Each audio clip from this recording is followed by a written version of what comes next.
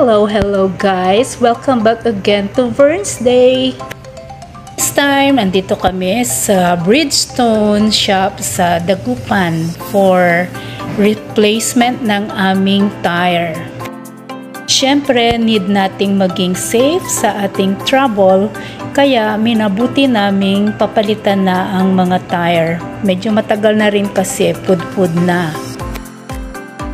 And here's sa loob ng shop, minabuti kong mag-video ng mga iba't ibang kaganapan dito sa loob. Ayan, kikita ninyo yung mga signages ng shop. Dun sa loob ang mga working area nila. And while waiting, nakatawag sa akin ng pansin itong aquarium.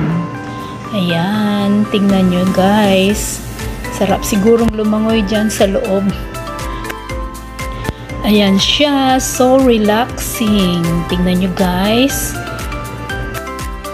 Hindi ko alam kung anong klaseng fish siya.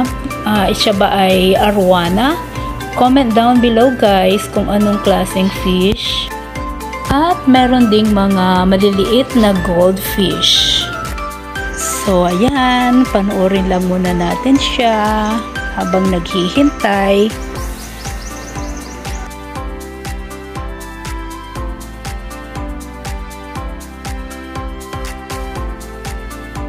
Sa loob ng shop, mayroong mga different sizes and designs of rims and mugs. Mga presyo ay nagre-range ng 16,000 and above per pair. Wow, diba? At meron silang promo na buy one and get one at 50% off. Ayos na, diba? Nakatipid na ako dun. Wheel balancing na. So, ayun na yung aming sasakyan, guys. Ginagawa na yung wheel alignment.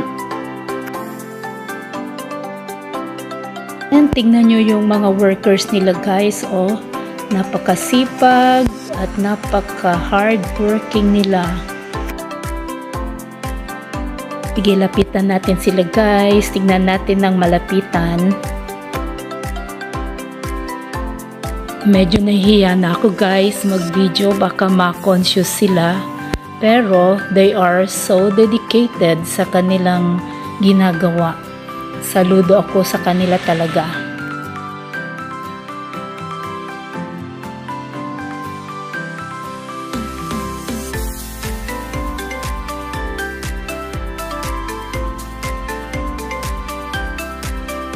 Hihiya na ako pero tuloy pa rin ako sa pagbibideo. Amazed na amazed kasi ako kay kuya. Tingnan nyo oh. Galing. Shout out sa lahat ng mga skilled workers nating mga kababayan.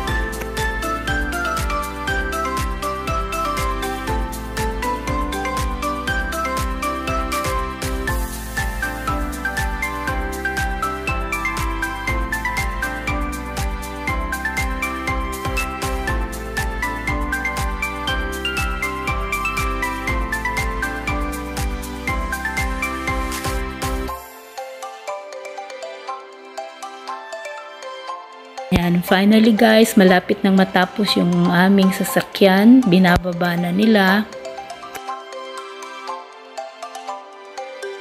At meron silang nitrogen machine na panglagay ng hangin sa mga gulong. So ayan, tapos na. Wait na lang namin na ma-dispatch yung aming sasakyan.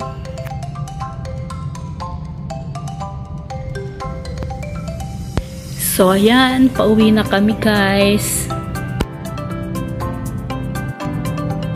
So, siguro kami nagpunta ng mga 2 o'clock ng hapon. Mabilis ding natapos guys. At dumaan pa kami sa fish market ng Dagupan. It's been a very productive day. Thank you Lord. Stay safe everyone. And tomorrow is another Vern's Day. Bye!